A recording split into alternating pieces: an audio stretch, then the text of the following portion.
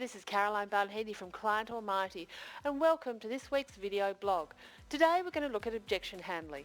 Too many people freak out over how to handle objections in sales. So let me give you some of the most common objections to start with, then we'll take a look at how to deal with them. Here goes. The most common objections include, I need to think about it. I don't have any money. I need to talk it over with someone. Can you send me some information? I don't have the time. I'm already working with someone.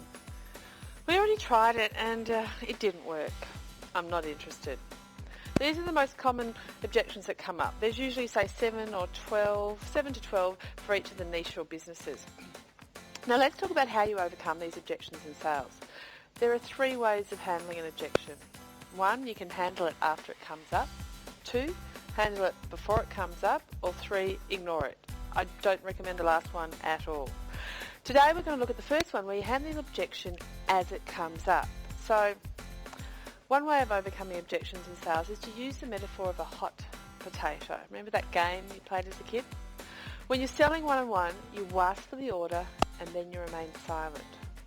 So, this is asking for a commitment. There are ways of asking for a commitment. For example, you might say, so how do you feel about moving forward? Or, are you ready to get started today? All that's left is for you to provide the credit card so we can get started. Which credit card would you like to use? Now, after you've asked for the commitment, you remain silent. And when you're silent, it's effectively giving your prospect the hot potato. So you can ask, how do you feel about moving forward? Then remain silent. You've just given them the hot potato. They say yes or no or give an objection, which is handling that hot potato right back to you. When you're silent after asking a question, it's like you gave the prospect the hot potato. If you ask, so how do you feel about moving forward? And they say, well, I need to think about it. And they've just given you the hot potato back to you. So now that you have the hot potato, what do you want to do with it? Yes, you're right. You want to give it straight back to them. And so there's this natural banter that goes back and forth, back and forth, back and forth between you and the prospect. This is what happens in the real world. Objection handling is about influence and knowing how to manage a situation with confidence. I don't believe in arm twisting or high-pressure tactics. I believe in the elegance and subtlety of influence. It's so much more sophisticated and civilised and powerful. Now, my 4-year-old daughter and I are currently in the process of negotiating a cat. Trust me, I don't want one. Not at all. But for every objection I make, she throws that hot potato right back at me. I'm so impressed with her efforts and I am seriously considering a cat when she's 15. Lunchtime is often very similar. I'll give her the hot potato. So I say, darling, what do you want for lunch? She invariably replies, donuts, chocolate and pancakes. She hands that hot potato right back at me. And of course, as a good mother, I say no. So I give the hot potato back to her. Then she says, but I like donuts and pancakes. Pancakes with chocolate or chocolate on the side? She's not fussed. They make me smart. We actually did have this conversation today. Now she's lobbed that hot potato right back at me and I say, Arabelle, donuts, chocolate and pancakes, they're treats. And I like this one. And they're only for good little girls. So I've given her the hot potato back and something to think about, obviously. She then comes back with all the reason why she's good. And of course I throw objections back at her and this hot potato is going between us fast and furiously. And I explain to her why, donuts, chocolate, pancakes are not good for lunch. And of course it goes on and on and on.